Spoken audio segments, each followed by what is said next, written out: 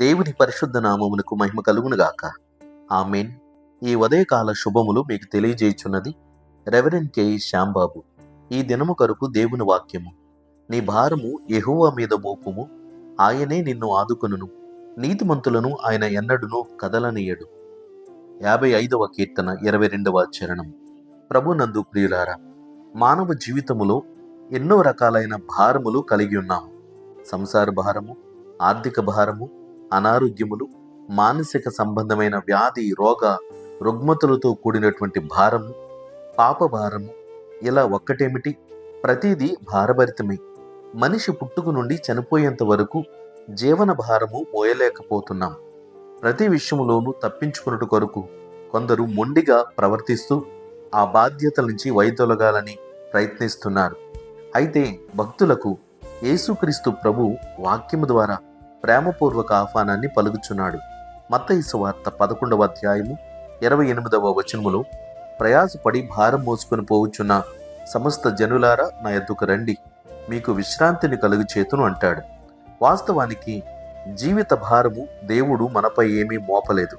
మనమే అనవసరముగా అనేక రకాలైనటువంటి వ్యవహారాల్లో తలదూర్చి భారభరితమైన పరిస్థితులకు మనము సిద్ధపరుచుకుంటున్నాం. వాటి వలన సతమతమవుతున్నాం. 68వ కీర్తన 19వ చరణములో, ప్రభువు స్తుతినందునుగాక, అనుదినము ఆయన మా భారము భరించుచున్నాడు, దేవుడే మాకు రక్షణకర్త అయ్యున్నాడు అని రాజు అయిన దావీదు స్తుతించుచున్నాడు. కీర్తనల గ్రంథము 37వ కీర్తన 5వ చరణములో, నీ మార్గమును యెహోవాకు అప్పగింపుము, నీవు ఆయనను నమ్ముకొనుము, ఆయన నీ కార్యము నెరవేర్చును అని తెలియచేస్తున్నాడు. సామెతల గ్రంథం 16వ అధ్యాయము 3వ వచనములో, పన్నుల భారము యెహోవా మీద మోపుము, అప్పుడు నీ ఉద్దేశములు సఫలమగునని వాక్య సంబంధమైన భరోసానిస్తున్నాడు. ప్రియ సోదరి సోదరుడా, దేవుడు మనకిట్టి ఆదరణ ఆత్మీయతను కనపరుచుచున్నప్పుడు మన దైనందిన జీవితములో ఎదురయ్యే ప్రతి పరిస్థితిని బట్టి మనము కృంగిపోక, చింతింపబడక దేవుని యొక్క సహాయమును అనుదినము కోరదాం. మన జీవితములకు తగినటువంటి అనుగ్రహమును, ఆలోచనను దేవుడు మనకిస్తాడు. కాబట్టి మీ చింత యావత్తు ప్రభువు మీద వేసి ఆత్మీయముగా మీ పరిచర్యలో ముందుకు సాగగలిగితే ఫలితాన్ని అనుభవిస్తావు. దేవుడు మీకు శాంతి, సమాధానమును, నెమ్మదిని కలుగచేయునుగాక. ఆమేన్. ప్రార్థన. ప్రేమగల తండ్రి, ఘనమైన దేవానికి స్తోత్రాలు చెల్లిస్తున్నాం. మీరు మాకు అనుగ్రహించినటువంటి ఆశీర్వాదకరమైన ఈ స్థితిలో మేము కొనసాగగలుగుటకు మీరు ప్రతిదినము మమ్మను ప్రోత్సహించి ప్రేరేపిస్తున్నారు. స్తోత్రాలు.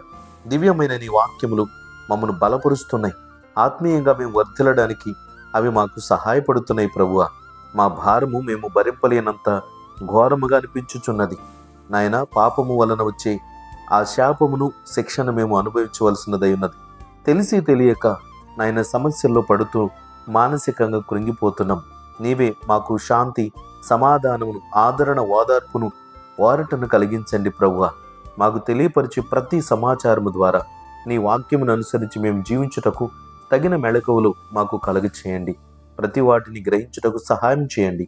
నిన్ను ప్రార్థించుకుని నేటి కార్యక్రమాలలో పాల్గొందుచున్న ప్రతి బిడలకు మీరే మంచి ఆలోచన చెప్పి నడిపించండి. ప్రభువా, ఈ జీవిత భారము నీపై వేయుచున్నాం.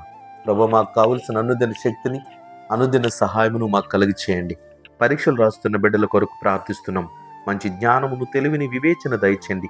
ప్రతి పరీక్షల్లో మంచి మార్కుల శాతమును వారు పొందుటకు సహాయం చేయండి. ఆర్థిక భారము, మానసిక భారంతో బాధింపబడుతున్నారు. ప్రభువా, రుణములు తీర్చుకునే దారి మీరు చూపించండి. ఇంకనూ నేను శారీరకంగా, ఆత్మీయంగా కృంగిపోయిన వారిని నీవు అనుదినము బలపరిచి లేవనెత్తమని వేడుకుంటున్నాం. నీ సువార్త సేవ పరిచర్లో ఎదురవుతున్న ప్రతి సమస్యల నుంచి నీ సేవకులను కాపాడండి. ప్రభువా, అపవాది క్రియలను లయపరచండి. ఘనత, మహిమ, ప్రభావములు నీకే చెల్లిస్తూ యేసుక్రీస్తు నామమున ప్రార్థన చేయుచున్నాము తండ్రి. ఆమేన్. తండ్రి, కుమారుడు, పరిశుద్ధాత్మయను త్రియేక దేవుని దీవెన ఇప్పుడు ఎల్లప్పుడు మీకందరికీ తోడయుండునుగాక. ఆమేన్.